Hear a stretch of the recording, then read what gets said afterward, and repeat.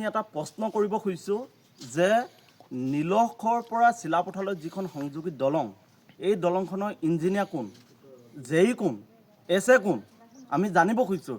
তেখেতলোকে কি যুক্তিৰে কি তেখেতলোকে এষ্টিমেট বনাইছে বা তেখেতলোকে কি এনেকুৱা মাষ্টাৰ প্লেন বনাইছে যে দলংখন এইদৰে নিৰ্মাণ কৰা হৈছে আৰু বাৰে বাৰে ভাগি পৰিছে। আপোনালোকে চাওক ইয়াত ৰথৰ জালি কি ধৰণে দিয়া হৈছে। আচলতে আমি যদিও মিস্ত্ৰী নহয়, আমি অনুভৱ কৰিছোঁ যে এই দলংখন বিজ্ঞানসন্মত হোৱা নাই। যি ধৰণে ইয়াত ৰথ দিব লাগিছিল, ৰথৰ যি জালি দিব লাগিছিল, এইবোৰ ভাল হোৱা নাই। যি ধৰণে যি দূৰত্ব হ'ব লাগিছিল, আপোনালোকে চাওক কিমান দূৰে দূৰে ইয়াত ৰথ দিয়া হৈছে। আমি ভাবোঁ আমাৰ ঘৰ এটা আমি নিৰ্মাণ কৰিলেও ইমান দূৰত 12 ইঞ্চি 8 ইঞ্চি দূৰত্বত আমি কেতিয়াও ৰথৰ জালি নামাৰোঁ। গতিকে আপোনালোকে ভাবক যে এই দলংখন কিমান যুক্তিৰে নিৰ্মাণ কৰা হৈছে, কিমান বিজ্ঞানসন্মত হৈছে আৰু ইঞ্জিনিয়াৰজনে কি কৰি আছে। কেৱল পইচা ঘটি আছে নেকি তেওঁ?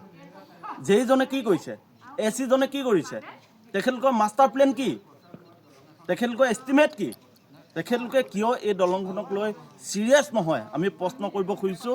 কাৰণ নীলকবাসী ৰাইজৰ বহু আকাংক্ষিত বহু সপোনৰ এই দলংখন নিৰ্মাণ হৈ আছে। কিন্তু আজি পৰ্যন্ত দলংখন নিৰ্মাণ কৰি থকা যি কোম্পানী শিৱম কোম্পানী, এই কোম্পানীটোৱে ভেঙুচালি কৰি আছে, ইয়াত দুৰ্নীতি কৰি আছে, তেখেতলোকে লুণ্ঠন চলাই আছে।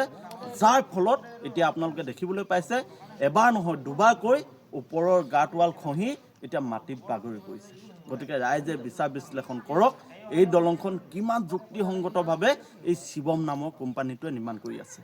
আমি জানিব পাৰিছোঁ 65 কোটি টকা এই দলংখন নিৰ্মাণৰ বাবদ চেংচন কৰা হৈছিল। আজি 65 কোটি টকা ক'ত? তেখেতলোকে সেই টকা খাবৰ কাৰণে, লুণ্ঠন কৰিবৰ কাৰণে এই দলংখনৰ কাম কাজ 2 নম্বৰ কৰিছে নেকি? ইয়াত কিয় যি ধৰণে ৰথ ব্যৱহাৰ কৰিব লাগিছিল কৰা নাই, যি ধৰণে চিমেণ্ট ব্যৱহাৰ কৰিব লাগিছিল কৰা নাই।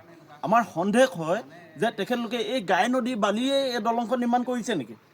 কিয় পলকতে এই দলংখন খহি পৰিছে? গতিকে ৰাইজৰ প্ৰশ্ন, আমাৰ প্ৰশ্ন, আমি সন্দেহ কৰিছোঁ, আমাৰ ইয়াৰ উত্তৰ লাগে। আৰু দলং যে বাৰে বাৰে খহি পৰিছে, অনাগত দিনত এই দলংখন সম্পূৰ্ণ হ'লেও গধুৰ যান বাহন যে এই দলংখনৰ ওপৰেদি আহিব নোৱাৰে, আমি এই কথা এতিয়া বিশ্বাস কৰিছোঁ আৰু আমি দলংখন পৰিদৰ্শন কৰিছোঁ। গতিকে আমি শিৱম নামৰ কোম্পানীটোক ব্লেক লিষ্টেড কৰিবৰ কাৰণে দাবী জনাইছোঁ।